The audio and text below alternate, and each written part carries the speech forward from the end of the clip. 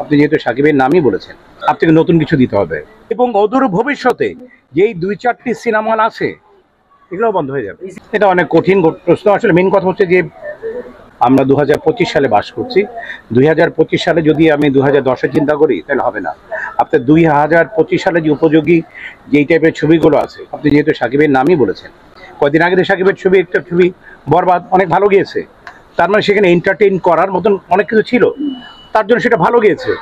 আমরা যদি পরে আরেকটি ছবির কথা বলি, সেটাও ভালো গিয়েছে, আমরা সেই টাইপের ছবি করি, তাহলে ভালো যাবে। কিন্তু আমাদেরকে ওই বাৎসরিকভাবে আমি যদি বছরে 2টি দিনের কথা চিন্তা করে থাকি, সেটা থেকে আমাদের বেরিয়ে আসতে হবে। আমাদেরকে চিন্তা করতে হবে যে আমাদের এন্টারটেইনের জন্য আমাদের কিছু নেই। সো আমাদেরকে অবশ্যই ফিল্মকে যদি আমি বাঁচিয়ে রাখতে চাই, তাহলে আনডাউটলি আমাকে 12 মাসে 12টি ছবি দিতে হবে এবং আনডাউটলি সেখানে দর্শকরা যাতে ভিতরে যে বিনোদনমূলক কোনো কিছু পায়, অ্যাট দ্য সেম টাইম শিক্ষাও থাকবে, যে একটি ছবি থেকে আমি শিক্ষামূলক কিছু বক্তব্য থাকবেই, তার পাশাপাশি বিনোদন অবশ্যই থাকতে হবে। আদারওয়াইজ আপনি হোল ওয়ার্ল্ড যদি আপনি খুঁজে দেখেন, আপনি পাশের রাষ্ট্রে আমি যদি তাকিয়ে দেখি, আমরা সাউথের ছবি যদি দেখি, বোম্বের যদি ছবি দেখি, আমরা হলিউডের ছবি যদি দেখি, আপনি প্রত্যেকটি জায়গায় দেখেন যতগুলো ছবি ব্লকবাস্টার হয়েছে, প্রত্যেকটি ছবির মধ্যেই কিন্তু বিনোদনের কিছু না কিছু উপকরণ থাকবে।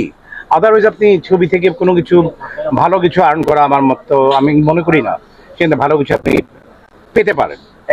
আনটিল আনলেস যতক্ষণ পর্যন্ত আপনার সিনেমা হল না হবে এবং নতুন শিল্পীদের আগমন না ঘটবে, ততক্ষণ পর্যন্ত আমি মনে করি যে ফিল্মের উত্তরণের কোনো সুযোগ নেই। বিকজ আপনি দেখেন এখন নতুনদের কোনো আগমন নেই। আপনি যদি গত 2-4-5 বছরে আপনি আমাকে দেখাতে পারবেন না যে নতুন 5টি ছেলে এসছে, নতুন 5টি মেয়ে এসছে। এখন যদি একটি ছবি করতে যান, একটু আগে আমরা কথা বলছিলাম, সর্ব ধরনের ক্যারেক্টার করার মতো কোনো আর্টিস্ট এখন নেই আমাদের এখানে। আপনি যদি একজন বাবার কথা চিন্তা করেন ফিল্মে, নেই। একজন মায়ের কথা যদি চিন্তা করেন, নেই। একজন টপ ক্লাস ভিলেনের কথা যদি চিন্তা করেন, নেই। বিকজ যারা ছিল তার জায়গাটা পূরণ করার জন্য আরেকজনকে দরকার আছে, কিন্তু আমরা সেটা তৈরি করতে পারিনি, এটা আমাদের অক্ষমতা, আর তৈরি হয়নি, আর ওইভাবে কেউ আসেও নি। সো আমি সবসময় বলেছি যে আমি ব্যক্তিগতভাবে চাই যে নতুনদের আগমন ঘটুক, নতুনরা আসুক। কিন্তু সমস্যা হয়েছে নতুনরা যে আসবে তারা আসলে এই জন্য হয়তো আসতে ভয় পায় যে আমি যে ফিল্মে যাব, হোয়াট আই উইল গেট, আমি ফিল্ম থেকে কী পাবো। বিকজ ফিল্মে ইন ট্রু সেন্স ফিল্মে সেই ধরনের কিছুই নেই। But still we are trying, আমরা চেষ্টা করছি। বিকজ আমার কথা হচ্ছে আমার দম যতক্ষণ থাকবে ততক্ষণ পর্যন্ত আমি ফিল্মকে ভালোবাসবো, ফিল্মের ভালো কথা বলবো, ফিল্মকে নিয়ে আমি আশাবাদী থাকবো। বিকজ আজকে আমি রুবেল, এই যে আজকে আপনারা সবাই আমার সাথে কথা বলছেন, আমার যদি যদি ফিল্মের রুবেল না হতো তাহলে আপনার দাঁড়িয়ে আমার সাথে কথা বলতেন না। বিকজ এরকম রুবেল বহু বাংলাদেশে বহুত ঘুরে বেড়ায়, এটা আল্লাহ তাআলা আমাকে দিয়েছেন ফিল্মের মাধ্যমে। সো ফিল্মের আমার রন্ধ্রে রন্ধ্রে ফিল্ম। সো ফিল্মকে আমি ভালোবাসি, ফিল্মের প্রতি আমার ভালোবাসা আছে। তো আমি চাই যে ফিল্মের উন্নয়নের জন্য যা যা করণীয় দরকার তা করা উচিত।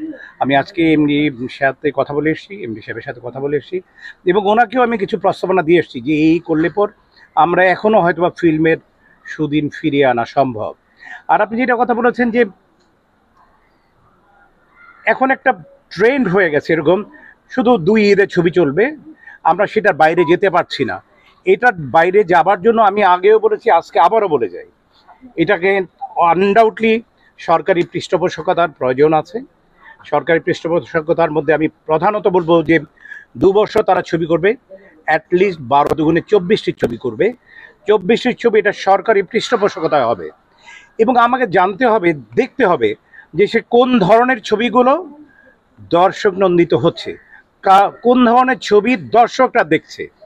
আমরা কিন্তু এটার বাইরে যে ছবি করি, এটার বাইরে যায় যে আমরা যখন ছবি করব সেই ছবি হলে দেখবে না।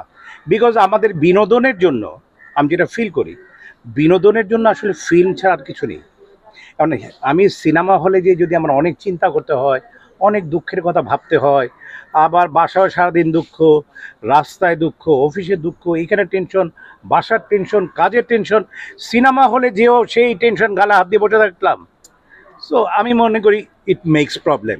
আমি ব্যক্তিগতভাবে, এটা আমার অভিমত, আমি কারো কথা বলছি না, আমি যখন সিনেমা হলে যাই আমি এন্টারটেইনের জন্য যাই। আমি যতক্ষণ থাকবো এটা আনন্দ ফুর্তি করবো, ওই সময় আমার বউ বাচ্চা পৃথিবীর কোনো কিছু চিন্তা করব না। সেই ধরনের এইখানে যারা ভিউয়ার যারা আছেন, আমি মনে করি যে যারা ছবি দেখতে যান আমার সাথে, আমার মনে হয় যে 70 to 80% মিলবে যে তারা এন্টারটেইনের জন্যই ফিল্ম দেখতে যান।